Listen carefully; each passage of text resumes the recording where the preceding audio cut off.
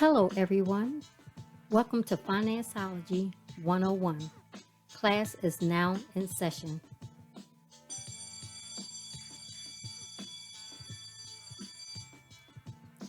The information provided during this podcast is just that, information. You will need to do further research to address your specific situation. Enjoy the session. Welcome, everyone. My name is Elroy Seegers. I am one half of the owner, well, my wife is the other half of the owner of Gifted Generations LLC. You can find us on Facebook at Gifted Gen LLC, on Instagram, gift.gen, and YouTube, Gifted. You can do a search for Gifted Generations LLC. And always our website is giftedgenerations-llc.com. And please don't forget that dash. It's very important that you don't forget that dash. So tonight's session is about the check-in session is about starting your savings. I am now starting the clock. So last week we talked about collecting those receipts. This week it's the same thing. Continue to collect those receipts over a 30-day period. At the end of the month, you put the receipts in a category: shopping, eating out, groceries, gas, things like that. You should already know things like utilities, your mortgage, rent, your cable, phone, etc. Those things you already have. It's the things that's not planned, typically you want to collect and gather. Now you're going to take your income for the month and see if it is over or under after you add up all your expenses. Do you have a surplus or do you have a shortage? The goal is to have more money left over after everything is accounted for. Leftover money from your check is really not leftover money. It's money you need to give an assignment to. Where, how, and what you want to use or save it for. Okay, so now you want to start saving. How do we start saving? We just talked about your income, your expenses. You got to see where you have the extra money to come in from after everything is paid for. It is time to put that money away. You can do that by starting an automatic transfer of your money to your savings account. You can set up a transfer to do it the day of or maybe a day later to make sure your money was deposited from your job. Why do you think they take out taxes before you get paid?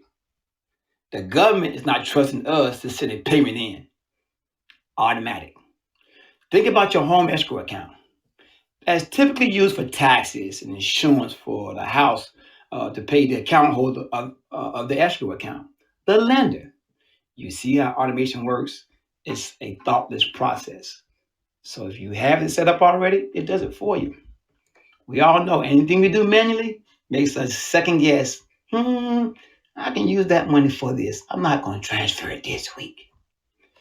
Did you also know having multiple savings accounts at one bank or credit union is possible? A lot of people don't know that. Most credit unions and banks, they do not advertise they allow you to have multiple savings accounts. Doing my research, I went to banks and credit unions, mostly credit unions. They were more than happy to tell me, yes, we do allow multiple savings. You can have what you call your main savings. Then you can start your 3 to 6 month savings and your emergency savings that you're trying to build. And maybe some other things like, a travel savings. You can have a savings for a new household item or a COVID-19 is party over. Hey, you can have multiple savings accounts for different things and you can name them for that particular thing you're saving for. Now, they also offer different clubs too. For example, the Christmas Club. The one catch is, if you withdraw your money early before the designated time, they may charge you a fee.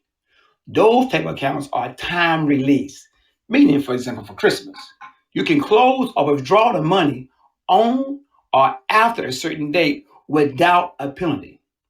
The penalty is there to deter you to deter you from drawing the money early. Yes, your own money, but they trying to do something with that money while you are promising it to them for a short time period.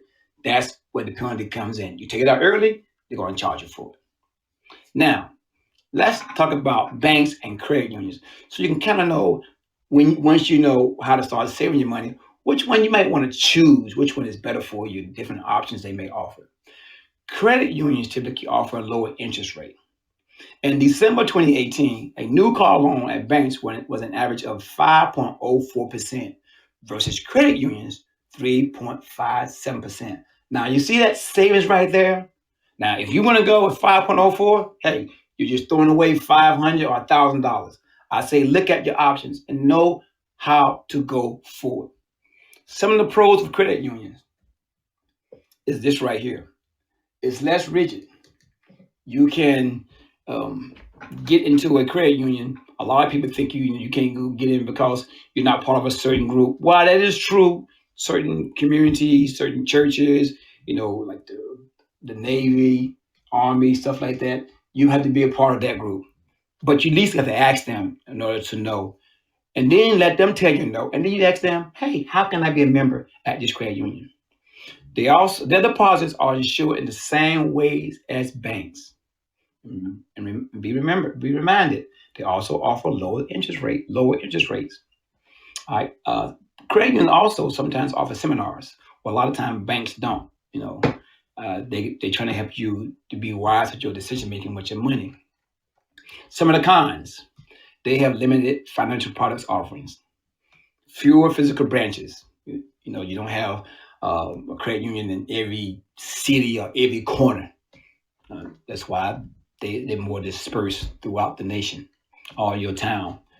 Pros of the bank: resourceful online apps. We love those apps. Tools and features. That's one of the big pros. And plus, they have added convenience. They on every corner you see. You go around the corner, there's your bank. That's one of the things they love. Cons of a bank. According to this resource, it said they're very stringent on eligibility requirements. And just so you know, this resource came from moneynews.com. All right. Let me make sure you moneynews.com. So also keep in mind, banks are for profit and credit unions are for non-profit. That is a huge difference when you're thinking about where you want your money to go. Profit, non-profit. All right. So as I said before, this information comes from money.usnews.com. My resource came from there. So you can always look it up and see where it comes from. Okay. Okay, people.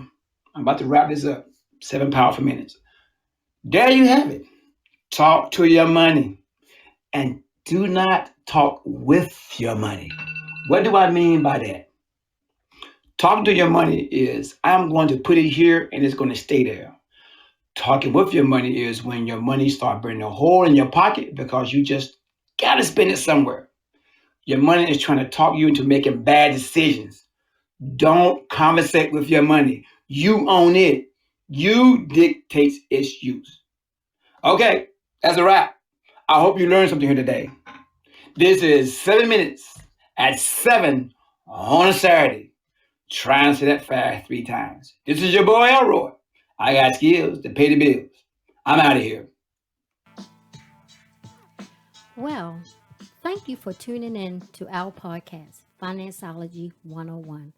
I hope you enjoyed this session and the information provided will assist you on your financial journey. Until next time, be financially engaged.